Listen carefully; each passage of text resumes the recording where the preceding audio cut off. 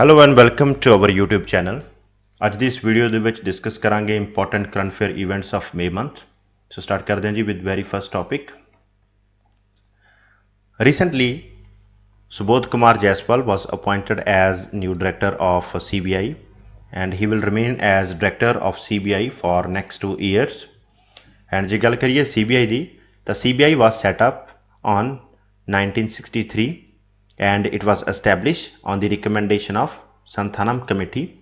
इस कमेटी की रिकमेंडेशन के उपर ही CBI and central vigilance commission both the establishment होंदा है। And CBI is a non statutory body. And what does non statutory body mean? देखो in India we have 3 type of bodies.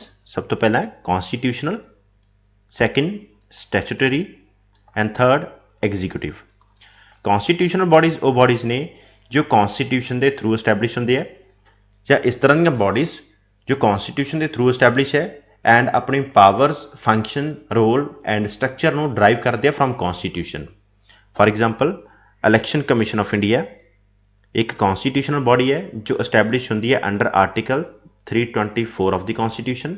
And election commission of India act करता है as guardian of democracy in India.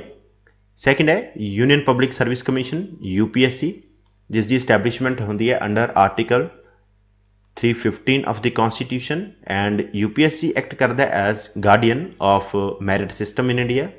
Similarly we have comptroller and auditor general जिसकी establishment है under article 148 के through and CAG act करता है as guardian of public purse in India। so ਇਹੋ ਜਿਹੀਆਂ bodies जो constitution ਦੇ through established है एंड जिन्हों का नेम, स्ट्रक्चर, पावर्स, फंक्शन सब कुछ कॉन्स्टिट्यूशन के विच मैंशन है तो उन्होंने कॉन्स्टिट्यूशनल बॉडीज़ कहा जाता है। And constitutional bodies quite independent कम करते हैं क्योंकि इन्हों की फंक्शनिंग या पावर जे चेंज करना है तो दैन कॉन्स्टिट्यूशन के चेंज करना पो which is very difficult task. Then second bodies are statutory bodies. Statutory bodies are those bodies which are established under any law कोई भी हो सकता है आइदर सेंट्रल ला और स्टेट ला, तो जो किसी कानून के थ्रू एस्टैब्लिश्ड होंदी है तो उस बॉडीज़ नूं स्टैचुटरी बॉडी कहा जाता है।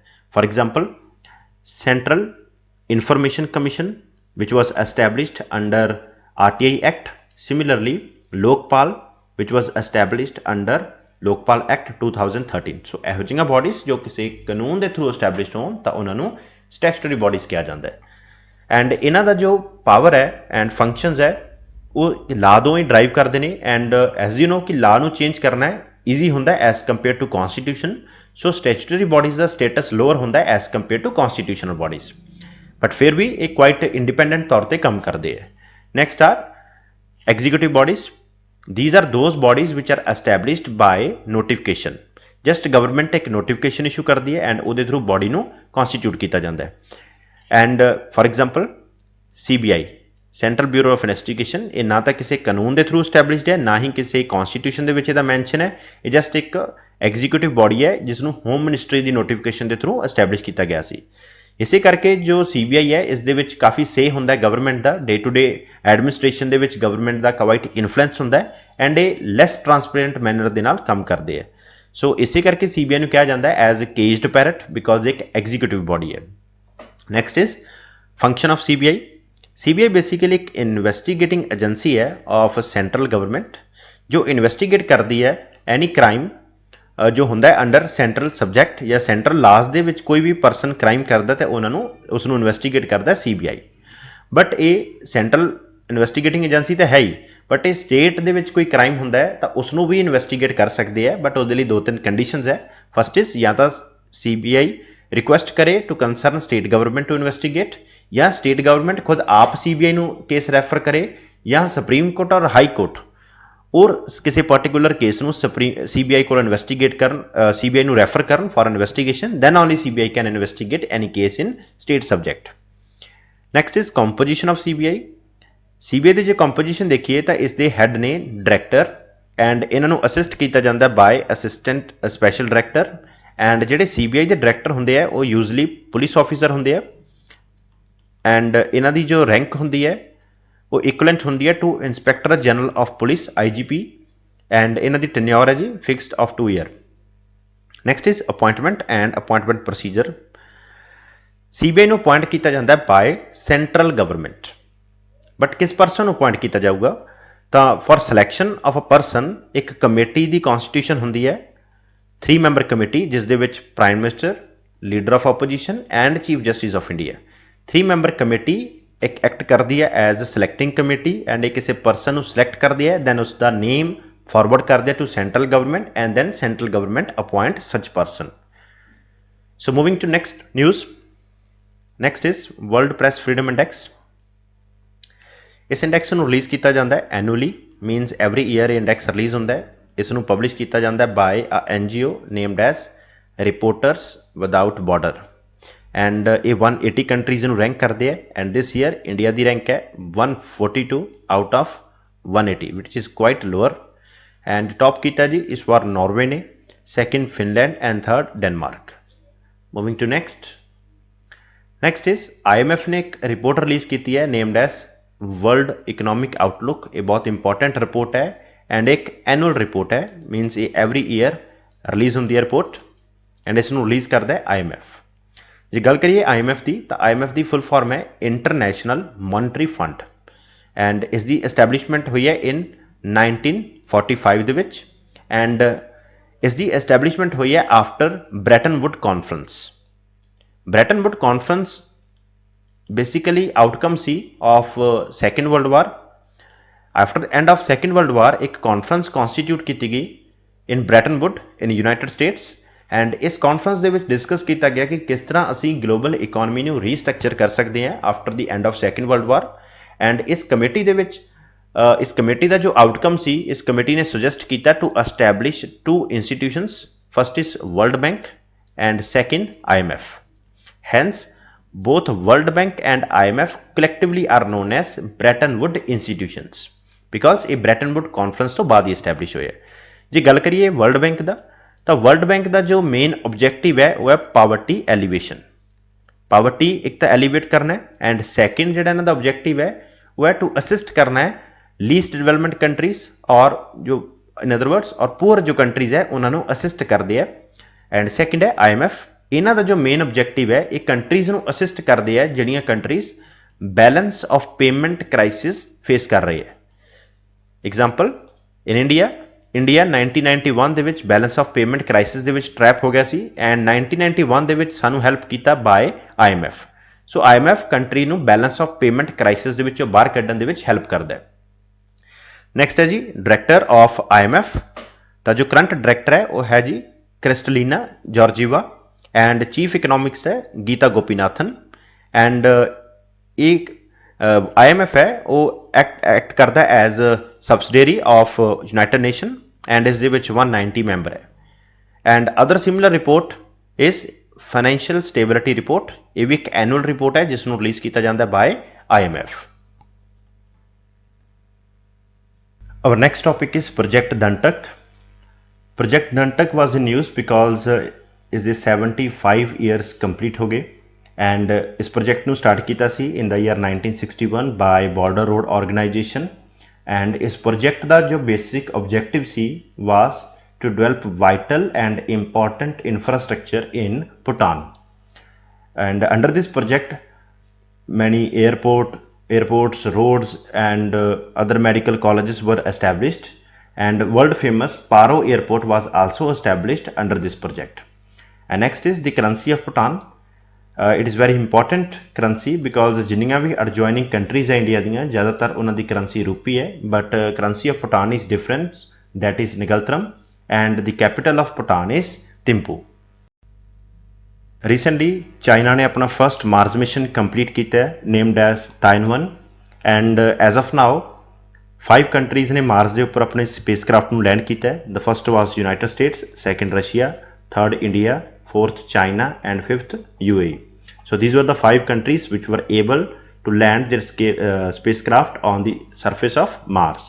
And 2020 important year C for Mars exploration because इस year ਦੇ ਵਿੱਚ 3 countries ने Mars mission ਨੂੰ lead ਕੀਤਾ है. First है China जिन्हां ਦੇ Tianwen mission है, second है United States and United States ਦੇ mission ਦੇ ਵਿੱਚ ਇੱਕ rover सी जिस ਦਾ name C Perseverance and second helicopter जिस ਦਾ name सी Ingenuity. And by this project United State ने हिस्टरी क्रिएट की है to fly helicopter in Mars atmosphere, and ये काफ़ी challenging mission C because Mars ਦੇ atmosphere ਦੇ ਉੱਪਰ बहुत less gravity है and fly करना है किसी भी helicopter ਨੂੰ ਤਾਂ quite challenging है। and third ਜਿਹੜਾ mission है 2020 ਦੇ ਵਿੱਚ ਜੋ led ਹੋਇਆ that is Hope mission of UAE, and by this mission UAE become the first Arab country to launch Mars mission। and ਇਹ ਤਿੰਨ ਮਿਸ਼ਨ ਨੇ ਜੋ 2020 ਦੇ ਵਿੱਚ ਹੋਏ ਨੇ ਮਾਰਸ ਐਕਸਪਲੋਰੇਸ਼ਨ ਦੇ ਲਈ। The first is Tianwen mission of China, second Perseverance and Ingenuity mission of United State, and third Hope mission of UAE। Third in the year 2018 United State ਨੇ ਇੱਕ ਅਨਦਰ ਮਿਸ਼ਨ ਨੂੰ land ਕੀਤਾ ਸੀ named as InSight, and ਇਹ ਵੀ United State ਦਾ mission ਹੈ and still active mission ਹੈ। ਜੇ ਗੱਲ ਕਰੀਏ ਇੰਡੀਆ ਦੇ ਮਿਸ਼ਨ ਦੀ ਤਾਂ ਇੰਡੀਆ ਨੇ ਮਾਰਸ ਐਕਸਪਲੋਰੇਸ਼ਨ ਦੇ ਪ੍ਰੋਸੈਸ ਨੂੰ ਸਟਾਰਟ ਕੀਤਾ ਸੀ ਇਨ ਦਾ ਈਅਰ 2013 ਦੇ ਵਿੱਚ, ਐਂਡ ਇੰਡੀਆ ਦਾ ਜੋ ਮਾਰਸ ਮਿਸ਼ਨ ਹੈ ਉਸ ਦਾ ਨੇਮ ਸੀ MOM, that is Mars orbiter mission. And India ਦੇ ਮਿਸ਼ਨ ਵਿੱਚ ਕੋਈ ਵੀ ਲੈਂਡਰ ਨਹੀਂ ਸੀ, ਜਸਟ ਇੱਕ ਆਰਬਿਟਰ ਸੀ ਜਿਸਨੇ ਆਰਬਿਟ ਕਰਨਾ ਸੀਗਾ around the atmosphere of Mars, and Hindi name ਸੀ ਸਾਡੇ ਮਿਸ਼ਨ ਦਾ ਮੰਗਲਯਾਨ। ਐਂਡ ਇਹ ਇੰਡੀਆ ਦਾ ਫਸਟ ਇੰਟਰ ਪਲੈਨਟਰੀ ਮਿਸ਼ਨ ਰਿਹਾ, and with this India became the first Asian nation to reach the surface of Mars।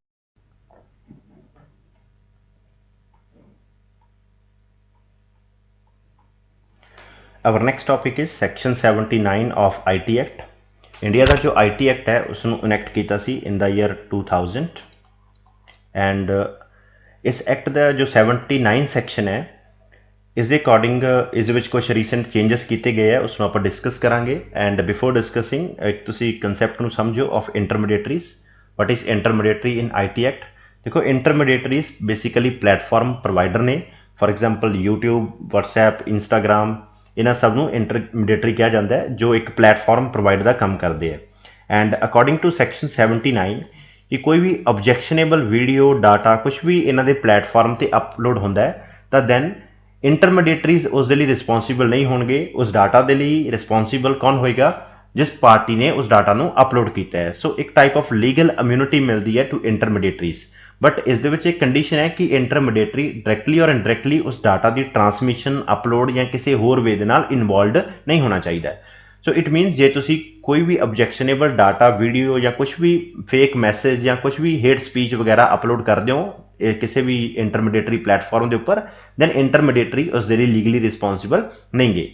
So now government ਨੇ ਕੁਛ ਇਸ ਦੇ ਵਿੱਚ ਚੇਂਜਸ ਕੀਤੇ ਹੈ, ਤਾਂ ਗਵਰਨਮੈਂਟ ਨੇ ਇਸ ਡਿਕਲੇਅਰ ਕੀਤਾ ਹੈ ਕਿ ਕਿਸੇ ਵੀ ਪਾਰਟੀ ਨੇ ਇੰਟਰਮੀਡੀਏਟਰੀ ਦਾ ਸਟੇਟਸ ਲੈਣਾ ਹੈ ਤਾਂ ਦੈਨ ਉਹਨਾਂ ਨੂੰ ਇੱਕ ਆਪਣੇ ਗ੍ਰੀਵੈਂਸਸ ਰਿਡੈਸਲ ਆਫਿਸਰ ਅਪੁਆਇੰਟ ਕਰਨਾ ਪਊ, second chief compliance officer, and third nodal contact officer. So ਇਹ ਤਿੰਨ ਪਰਸਨ ਨੂੰ ਅਪੁਆਇੰਟ ਕਰੋਗੇ ਤਾਂ ਦੈਨ ਹੀ ਇੰਟਰਮੀਡੀਏਟਰੀ ਦਾ ਸਟੇਟਸ ਉਹਨਾਂ ਨੂੰ ਮਿਲੇਗਾ।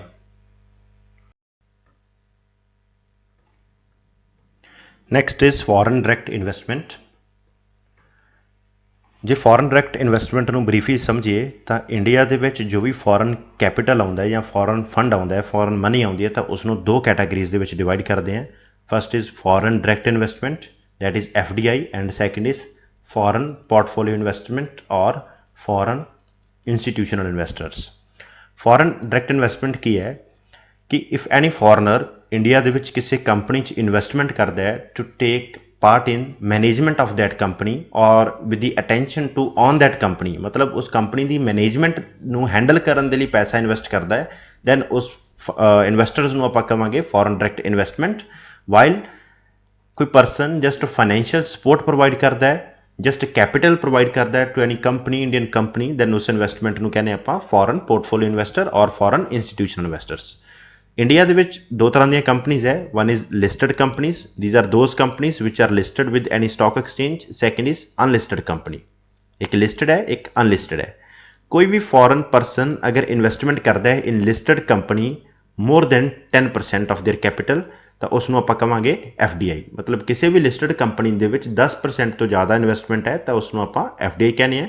ਐਂਡ ਅਨਲਿਸਟਡ ਕੰਪਨੀ ਦੇ ਵਿੱਚ ਜਿੰਨੀ ਵੀ ਇਨਵੈਸਟਮੈਂਟ ਕਰੋ 0 to 100 ਤੱਕ ਜਿੰਨੀ ਵੀ ਇਨਵੈਸਟਮੈਂਟ ਕਰੋਗੇ ਤਾਂ ਸਾਰੀ ਕਿਸ ਦਾ ਪਾਰਟ ਬਣੂਗੀ? As FDI। And foreign portfolio investment ਕੀ ਹੈ? ਇਨ ਲਿਸਟਡ ਕੰਪਨੀ ਅਗਰ ਕੋਈ ਇਨਵੈਸਟਰਸ ਇਨਵੈਸਟਮੈਂਟ ਕਰਦਾ ਹੈ ਲੈਸ ਦੈਨ 10% ਤਾਂ ਉਸ ਨੂੰ ਕਹਿੰਦੇ ਆਪਾਂ ਫੋਰਨ ਪੋਰਟਫੋਲੀਓ ਇਨਵੈਸਟਮੈਂਟ।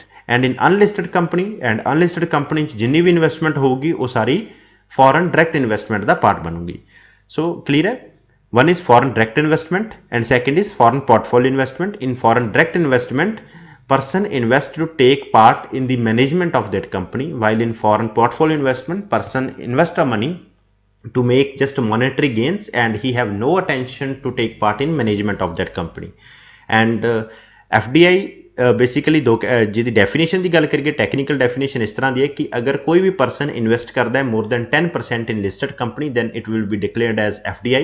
एंड जो इन्वेस्टमेंट होंगी है less than 10% in any company तो उसनों कहांगे as foreign portfolio investment. And in unlisted company जिन्नी भी इन्वेस्टमेंट करोगे सारी पार्ट बनूगी ऑफ फॉरन डायरेक्ट इन्वेस्टमेंट का। एंड एक गल होर नोट करो कि फॉर एग्जाम्पल किसी परसन ने इन्वेस्टमेंट की 30% in listed company then that will be declared as foreign direct investment।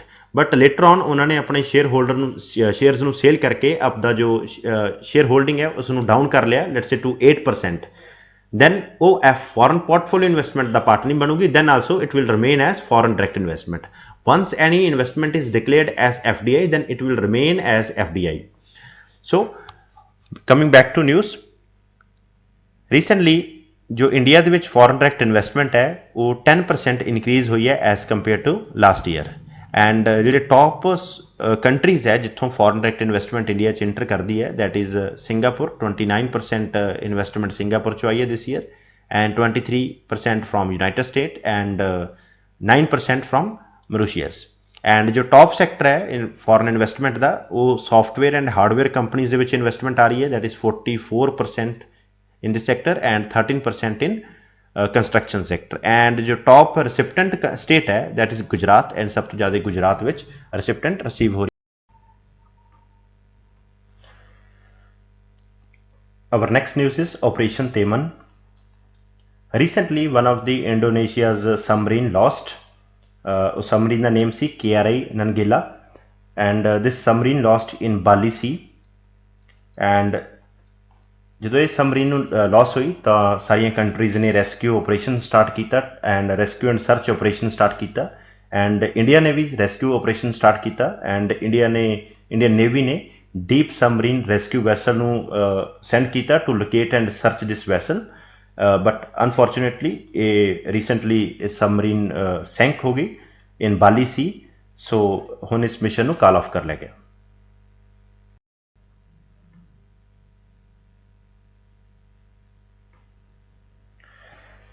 Next news is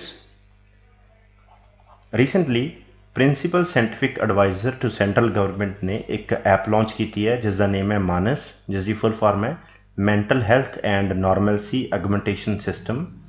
इस ऐप का बेसिक ऑब्जेक्टिव है to promote mental wellbeing across all age groups and इस app को launch किया गया by principal scientific adviser.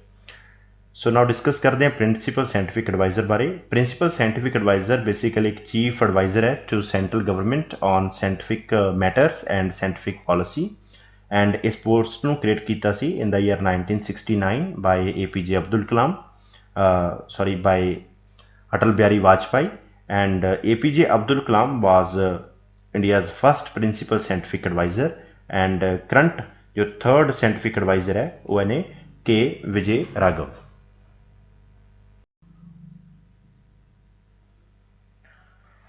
Next we have Chenab arch bridge. तुम देख सकते हो in picture this is Chenab arch bridge and this bridge seeks to connect Katra with Banihal. Both places are located in Jammu and Kashmir and इस bridge की length है total 1315 kilometre and इसकी height है 324 metres and ये इंपॉर्टेंट इस करके है कि वंस इट गॉट कंस्ट्रक्टेड तो ये वर्ल्ड का टॉलेस्ट ब्रिज होएगा।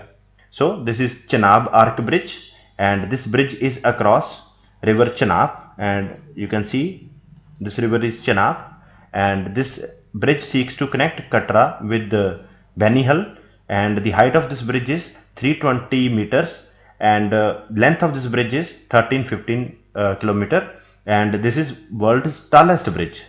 So this is for today. Thanks for watching.